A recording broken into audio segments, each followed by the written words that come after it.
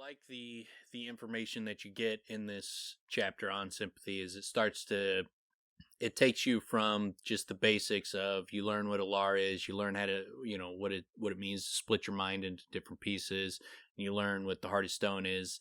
Then he starts teaching you actual sympathy and actual magic and how these things are utilized to create magic. And you got like the law of sympathy is one of the most basic parts of magic. It states that the more similar two objects are, the greater the sympathetic link. The greater the link, the more easily they influence each other. And so if the more similar two things are, the easier it is to link them together. The more dissimilar they are, the harder it is to link them together, which is like your first little piece of information on how this magic works. Well, a couple things that in the way that he does it that I like a lot. I like that Kavoth is disappointed when he gets it to work. Yeah. Right? So because you read that, it's not enjoyable to read that, but to look back and have him be disappointed, it makes it more real. Right? It makes it less magical. It's totally magical. I mean, it's 100% magic. But the fact that it doesn't feel like he's doing something otherworldly or something magical makes it so much more tangible and believable for the reader, which is great. Yeah, well, I was just gonna go ahead, Tim. Go ahead. Well, I was gonna go towards what Dan was talking about. I guess I don't know if they're analogies, but I would call them analogies that he uses for the strength of the bindings tremendous. I mean, it's based in how we understand things of like an aqueduct with leaks, where it's feeding to a water wheel, yet there's a bunch of leaks along the way. It's going to be less strong. Or, when he's trying to combine things that are dissimilar, it just doesn't work nearly as well. The best example, break a twig in half. That's going to work tremendously. And it's two pieces of the same thing. And he does that as well with the barter tools. So we picture two bars that would be a larger bar. They break apart. It's just very effective. It's very easy for the mind to pick up, to see the sensibility in it. And it's such a genius way to map out this reality, this conjured reality of how magic could work. Well, I really liked it because makes it seem true to life, even though there is that extra step. But the fact it comes close to physics in that the energy can't be created or destroyed, and there is an energy loss because it reminds me of electricity. If when you have imperfect metals and stuff that's not that great of a conductor, it takes away from the heat, from the energy, and you end up causing heat in your wires, and at the end product is you lose some of that energy. But it's just kind of true to life. It's it makes it more interesting, and you can imagine once if you can get a good handle on to some extent in our world, electricity seems like magic. You spin a magnet around, and all of a sudden you create these fields of magnetism on something else, and down the line you get electricity. And from that you get heat, you get light.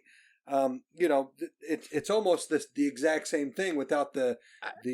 Go ahead, Dan. No, I 100% agree. I was to just jump off of that. I was just thinking about what we're doing right now. I have nothing plugged into anything, and I'm able to see you and talk to you, and you can hear me even though we're across the country. I can say a word and you can hear that word and you can see me say it even though we're thousands of miles apart. Like, that shit is magic to me. Exactly. Like, it makes no sense whatsoever, like, how that's possible, that I have just this little device that I just turn on and then I can speak into it and you guys can see and hear me all the way across the country, and there's no there's no delay or anything like that. You can hear it immediately. It's fucking crazy to me. And to Kavoth's credit, or I guess to feel what Kavoth is saying, knowing how audio waves translate into electrical pulses and how Wi-Fi works, and knowing how electricity and internet works, and it makes it a lot less magical, doesn't it? And it's not that interesting anymore. Well, what I think is so impressive about what Rothfuss does is he's choosing to create magic in this world, and he's able to do it in a way that's tangible. I mean, the smartest thing he does, as far as I'm concerned, is he makes it completely tangible and interesting and something that you can grasp. So to be able to do it in that way, now we're all in. I mean, we're not even 100 pages in, and we buy it, we see it, we can see it as a reality, and we can grasp it. It's still impressive. And it's just the beginning, because when we wrap our minds around what he's able to do, then it's what else can he do? What can other people do? What will this be? What will this end up being? And it's like the advent of the internet. Yeah. What are we eventually going to do? That's like we can, even if we don't understand that how this technology works, that what we're doing, how it's possible, we could wrap our heads around it once we're doing it. The step where this becomes hard to wrap your head around is you say a magic word, the sympathetic binding. You just say a magic word to connect these two things. So like all the like connections, and you're connecting two pieces of stick. It's it's similar to like Wi-Fi and that kind of stuff. But then they're where the way they make it work is you concentrate really hard. You have this strong willpower. Then you say a magic word, and then when you go and pick up one stick, it picks up both sticks. And then you learn the aspect of it that makes sense to us is that if you pick up one stick and the other stick lifts, you're actually picking up both sticks. So it's not like you can just pick up one stick and that can lift a boulder. You have to be able to physically be able to pick these things up for this magic to work. So they're like those aspects all make sense, but then they tie it all together with you have to just speak this magic word. And that magic word is the magical aspect of it that just is not natural to our world. It's not something like electricity or anything like that.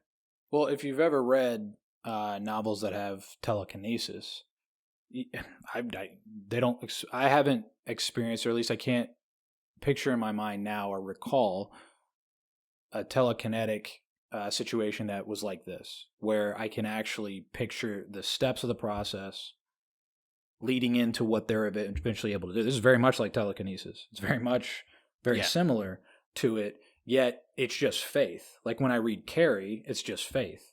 You know what I mean? You just know that she can do it. It's all about emotion. It's very just like the way he wrote it.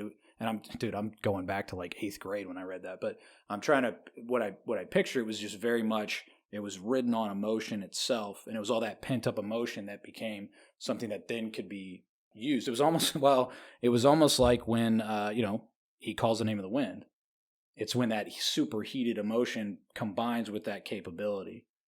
I don't know. That's kind of what I picture now that I can make those two connections in retrospect. But I don't remember being sold it in the same way. When Kavoth gets out of control and uses it, I can see what you're saying as far as the emotion goes. But usually when he uses the sympathy and the Heart of Stone and he's in it, he is 100% focus and no emotion. But you're right, because there are those few instances like when Chronicler mentions Dinah in the first scene in the Chronicler in the bar. Yeah, and well, you assume that but that's not sympathy. That's more like naming. But yeah, like I get what you're saying. But like the naming, it seems like in order to do naming at the ability that he's able to do it, he needs Heart of Stone is extremely important, and taking the emotion out of it seems to be extremely important as far as being able to do it well. Well, like with Felurian and with the tree that cuts. Those two. I know what you're saying. Yeah, the Adem tree. Those two instances. I mean, it's written so well. You feel like everything. I feel like I'm in that space and everything slows down around me. It's almost like you can feel the matter in the air. It feels like Neo in the Matrix when in those two couple scenes where everything slows down, Kavoth has full control and he can see the name of the wind in front of him. He can sort of like pull the instances. I almost felt like LSD trippers.